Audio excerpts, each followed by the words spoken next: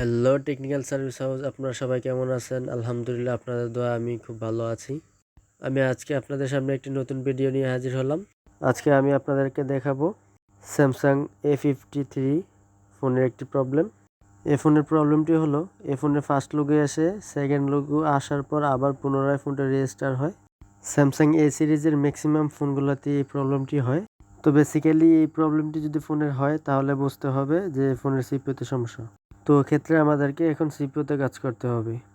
তো আমি এখন মাদারবোর্ডটি থেকে সিপিইউটি আলাদা করব। আপনারা যদি একটু ভালোভাবে সিপিইউটি লক্ষ্য করেন তাহলে দেখতে পারবেন সিপিইউর উপরে একটি পয়েন্ট আছে, ওই পয়েন্টের পাশে আমি একটি মার্ক করে নিব। এই মার্কটি করার কারণ হচ্ছে যখন আমি সিপিইউটি পুনরায় বসাবো তখন এই মার্কটি আমার কাজে আসবে। তো ফার্স্ট অফ অল আমি এখন যে কাজটি করব, সিপিইউর চারিপাশে যেই পেস্ট থাকে ওই পেস্টটা আমি আলাদা করে নেব। আপনারা আলাদা করার সময় একটি জিনিস লক্ষ্য রাখবেন যে বোর্ডের কোনো লেয়ার না কাটে। যদি লেয়ার কাটে তাহলে ফোনের প্রবলেম কিন্তু বাড়বে। আপনারা দেখতে পাচ্ছেন সিপিইউর পাশে যে এমএমসি থাকে ওই এমএমসির উপরে আমি একটা স্টিল প্লেট এবং একটা কয়েন রেখে দিয়েছি, যদি ওইটাতে হিট না পড়ে। তো এখন আমি সিপিইউর উপর প্রেস দিয়ে দিয়েছি, প্রেস দিয়ে হিট দিচ্ছি। তো আমার এই চ্যানেলে তারাই লাভবান হবেন যারা মোবাইল সার্ভিসিংয়ের জগতে কাজ শিখতেছেন এবং কি কাজ শেখার আগ্রহী দেখাচ্ছেন, তারাই আমার এই চ্যানেল থেকে গেইন করতে পারবেন। যদি এই ভিডিও দেখে মনে হচ্ছে যে আপনারা এখান থেকে কিছু শিখতে পারবেন তাহলে অবশ্যই আমার চ্যানেলটি সাবস্ক্রাইব করে নেবেন। ধন্যবাদ। আপনারা দেখতে পাচ্ছেন আমি বোর্ড থেকে সিপিইউটি আলাদা করে নিয়েছি।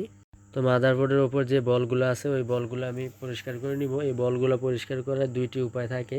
প্রথমটি হলো আপনার আয়রন দিয়ে আপনি পরিষ্কার করতে পারবেন এবং দ্বিতীয়টি হলো ডিসোল্ডার উইকের মাধ্যমে আপনি পরিষ্কার করতে পারবেন। তো আপনারা দেখতে পাচ্ছেন আমি কিন্তু দুইটাই ব্যবহার করতেছি। দুইটা ব্যবহার করলে বোর্ডের কোনো ক্ষতি হবে না, বরং কি বোর্ডটি ভালোভাবে ক্লিন হবে। আপনারা অলরেডি দেখতে পাচ্ছেন প্রথমত আমি আমার আয়রন দিয়ে পরিষ্কার করে নিয়েছি। তো বোর্ডটি থিনারের মাধ্যমে পরিষ্কার করে এখন দ্বিতীয়টি হলো আমার ডিসোল্ডারের মাধ্যমে আমি ভালোভাবে চারপাশে ঘুরিয়ে বোর্ডটি পরিষ্কার করে নিব।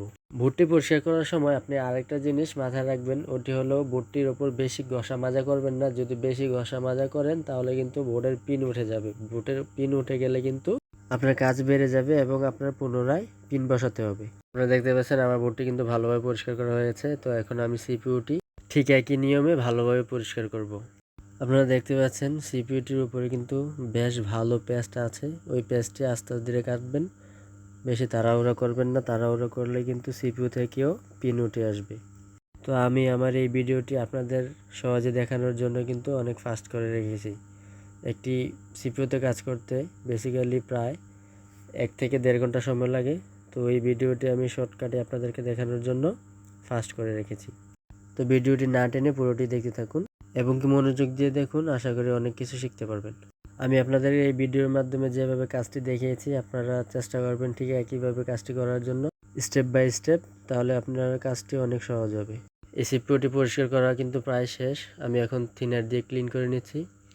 তো পরিষ্কার করা শেষ হলে এখন আমি সিপিইউ রিবোলিংয়ের কাজ শুরু করব।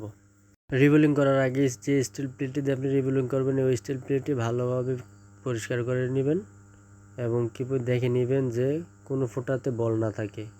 রিবোলিং করার আগে আপনি আরও একবার সিপিইউটি ভালোভাবে চেক দিয়ে নেবেন যে কোনো পিন না ওঠে আর কোনো বল যাতে না থাকে। আপনারা দেখতে পাচ্ছেন আমি কিন্তু সিপিইউটি ভালোভাবে চেক দিয়ে নিচ্ছি এবং কি প্রতিটি পিনই দেখে নিচ্ছি। তো এখন সিপিইউটির উপর স্টিল প্লেটটি অ্যাডজাস্ট করে নেব সুন্দর করে। তারপর আমি পেস্ট লাগিয়ে নিব। পেস্ট লাগিয়ে হট গান দিয়ে হিট দিব। আপনারা দেখতে পাচ্ছেন আমার কিন্তু রিবোলিং করা শেষ। রিবোলিং করা শেষে আপনারা একটু সময় নিয়ে নেবেন, এই সময়ের মধ্যে বলগুলো একটু শক্ত হয়ে যাবে। তো আমার কিন্তু সিপিইউ রিবোলিং কাজ কমপ্লিট। তো এখন আমি বোর্ডে চলে যাব। বোর্ডে যাওয়ার পরে মাদারবোর্ডের উপর পেস্ট লাগিয়ে নিচ্ছি। আপনারা দেখতে পাচ্ছেন আমি কিন্তু পেস্ট লাগিয়ে নিয়েছি এবং কি চারপাশেই ছড়িয়ে দিচ্ছি। আপনারাও ঠিক একইভাবে কাজটি করবেন। তো আমি যদি আপনাদেরকে এখন ভালোভাবে দেখাই, আপনারা দেখতে পাচ্ছেন পেস্টের উপর আমি হিট দিচ্ছি যেন পেস্টটি ভালোভাবে ছড়ায়। তারপর সিপিইউটির উপরে বসিয়ে দেব। আপনারা কিন্তু দেখতে পেয়েছেন প্রথমেই সিপিইউর একটি পয়েন্ট আমি কিন্তু মার্ক করে নিয়েছি। ওই মার্ক অনুযায়ী সিপিইউটি বসিয়ে নেব এবং কি আপনারা যদি ভালোভাবে লক্ষ্য করেন সিপিইউর দুই কর্নারে দুইটি গোল্ডেন চিহ্ন আছে। ওই গোল্ডেন চিহ্ন অনুযায়ী আপনারা সিপিইউটি ভালোভাবে বসিয়ে নিতে পারেন। আপনারা দেখতে পাচ্ছেন সিপিইউ কিন্তু বসানো কমপ্লিট এবং কি হিট দিয়ে নিয়েছি।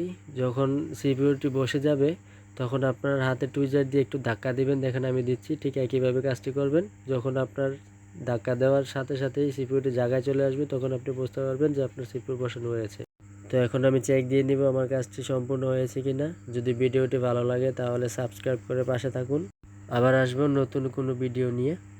আপনারা দেখতে পাচ্ছেন ফোনটি কিন্তু লোডিং হচ্ছে এবং কি ফোনটি ওপেন হয়েছে। আমার কাজে আমি সাকসেস হয়েছি। ধন্যবাদ।